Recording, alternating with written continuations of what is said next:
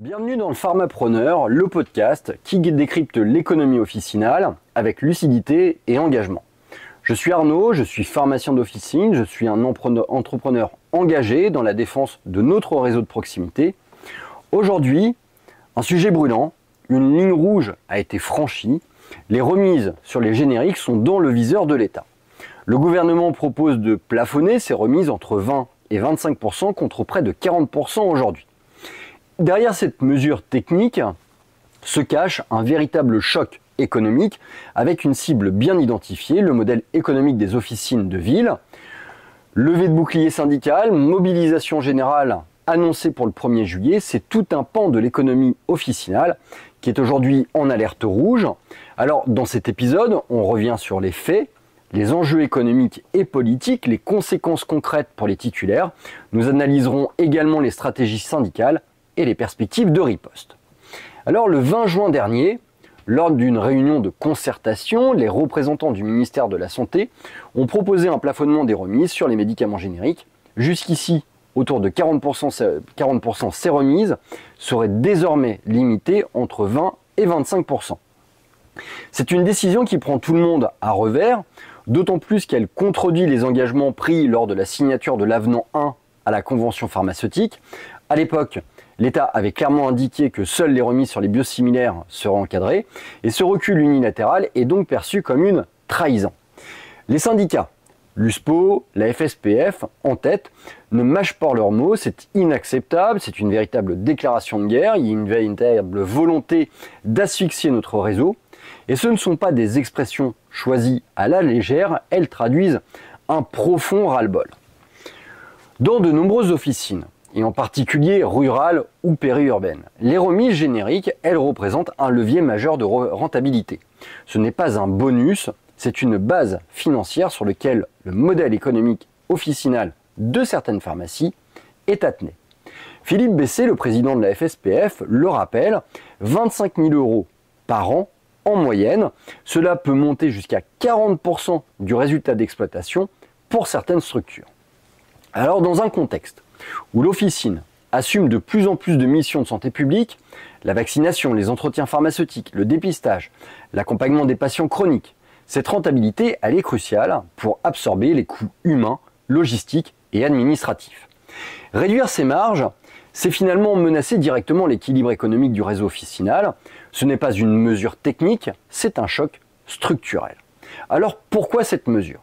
Elle s'inscrit, vous l'avez bien compris, dans un contexte budgétaire ultra contraint. Le comité d'alerte sur l'Ondam a tiré la sonnette d'alarme. Les dépenses de santé, elles dérapent. Le gouvernement cherche des économies rapides. Résultat, mesures de rigueur tout azimut, revalorisation gelée chez nos collègues médecins, kinés, dentistes et plafonnement des remises officinales. Mais ce choix révèle une approche finalement court-termiste. Plutôt que de réformer les vraies sources de dérive, comme les prescriptions à haut coût, les Humira, le Stelara, le Vindicaten, ou le retard de substitution sur les biosimilaires, on tape sur l'officine. Pourquoi ? Tout simplement parce que c'est simple, centralisé et finalement contrôlable. Les syndicats, ils dénoncent cette stratégie de facilité. Ce n'est pas à nous de payer finalement les arrêts de travail et les dérives hospitalières, comme le rappelle notre président Philippe Bessé. Alors, face à ce qu'ils considèrent comme une déclaration de guerre, les syndicats ne restent pas inactifs. L'USPO a immédiatement convoqué son conseil d'administration, des manifestations ont déjà commencé, notamment dans le sud, une journée nationale de mobilisation interprofessionnelle est prévue le 1er juillet et une grève des gardes est annoncée dans les Bouches-du-Rhône.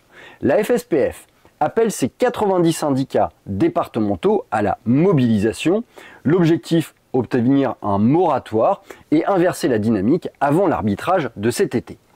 Le mot d'ordre, il est clair, ne rien laisser passer, car si cette première mesure, elle passe, elle deviendra la norme, et demain, les marges sur les médicaments de spécialité, les honoraires de dispensation, le maillage territorial. Bref, ce débat, il dépasse la question des remises. Il interroge le modèle économique de l'officine de demain. L'officine, c'est un acteur de santé publique, de proximité, il est agile, présent dans tous les territoires en première ligne. C'est un amortisseur du système de santé et pas une ligne comptable. Si on continue à fragiliser les officines, c'est la désertification médicale qui va s'accentuer, c'est le maillage qui va s'effondrer, c'est la mission de santé publique qui va régresser. Il est donc urgent de repenser la régulation en concertation avec les acteurs de terrain et non d'imposer par décret et en catimini des mesures qui compromettent l'avenir de la profession. Alors, le plafonnement des remises génériques, ce n'est pas une mesure anodine, ça vous l'avez compris, c'est un signal, une alerte, un tournant. Alors, pharmaciens, préparez-vous, informez vos équipes, parlez-en à vos patients, mobilisez-vous avec vos syndicats. Le 1er juillet, ça sera un test, un révélateur. Ce que nous accepterons aujourd'hui définira finalement le modèle de l'officine de demain. Je vous remercie pour votre écoute. N'hésitez pas à partager cet épisode, à le commenter et à vous abonner au Pharmapreneur pour continuer à décrypter ensemble les grands enjeux de notre profession. Je vous dis à très bientôt pour un nouveau post sur ce podcast, le Pharmapreneur.